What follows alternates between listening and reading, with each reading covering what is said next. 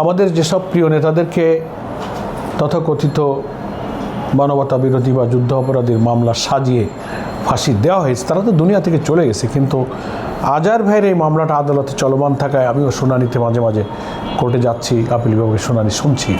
আমাদের লয়াররা ঐতিহাসিক যে সমস্ত যুক্তি গ্রাউন্ড দেখাচ্ছেন, যে আইনের ভিত্তিতে আমাদের ওই সব নেতাদেরকে বিচার করে ফাঁসি দেওয়া হয়েছে, এই আইনটা যে আন্তর্জাতিক মানের নয়, এটা যে একটা পলিটিক্যাল ইন্টেনশনে করা হয়েছিল, এবং ল অফ এভিডেন্স অন্যান্য আইনগুলো যে বারবার বলা হয়েছে যে ইন্টারন্যাশনাল ল এটা, বাট ইন্টারন্যাশনাল আইনের যে স্ট্যান্ডার্ড এই আইনে মেনটেন করেনি। আমাদের আইনজীবীরা আজহার ভাইয়ের মামলা পরিচালনা করতে গিয়ে সেটাই আর্গুমেন্ট দিয়ে প্রমাণ করেছেন। আলহামদুলিল্লাহ, আমরা আল্লাহর সাহায্য চাই, যদি এটা প্রমাণিত হয়ে যায় আদালতে, তাহলে এই আইনের ভিত্তিতেই তো আমার আগের লোকদের ফাঁসি দেওয়া হয়েছে, এটাই যে ভুল বিচার হয়েছে এটাই আদালতে প্রমাণ করার সুযোগ আসবে, তখন আমরা আইনি প্রক্রিয়া সামনে আগাবো।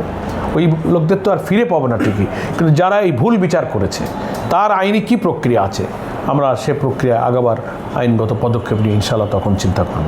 অনেকেই তো লুকিয়ে পালিয়ে গেছে চাপে, তারা তো মিথ্যা সাক্ষী দিতে বাধ্য হয়েছে অনেকে, আর যারা দেয়নি, সাহসী, যেমন ওই যে সুখরঞ্জন বালিকে গুম করে নিয়ে গেল ট্রাইব্যুনালের সামনে থেকে ইন্ডিয়ায়, এরকম সাহসী লোক তো খুব কম সমাজে, তার সাথে তো যোগাযোগ আছে, সে আসে কথা বলে আমাদের সঙ্গে, সেই জন্য আমরা যোগাযোগ করব। আমরা দেখি আজহার ভাইয়ের মামলার এই জটিলতাটা গেলে আইনগত একটা ভিত্তি যখন তৈরি হবে, যেটা ইন্টারন্যাশনাল স্ট্যান্ডার্ডে এই বিচারগুলো হয়নি, তাহলে আগের সব রায় এবং বিচার ভুল বিচার হয়েছে, ভুল রায় হয়েছে, তখন যারা এই মামলার বিচারক ছিলেন, যারা সাক্ষী দিয়েছিলেন, যারা মামলার বাদী ছিলেন, তাদের ক্ষেত্রে আইনগত কী পদক্ষেপ নেওয়া যাবে, তখন ইনশাল্লাহ আমরা এটা ভাববো।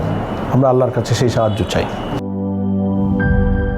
মাঠের অলরাউন্ডার আমি, আর ঘরের allrounder Tylox. Tylox toilet cleaner, clean মানেই টাইলক্স।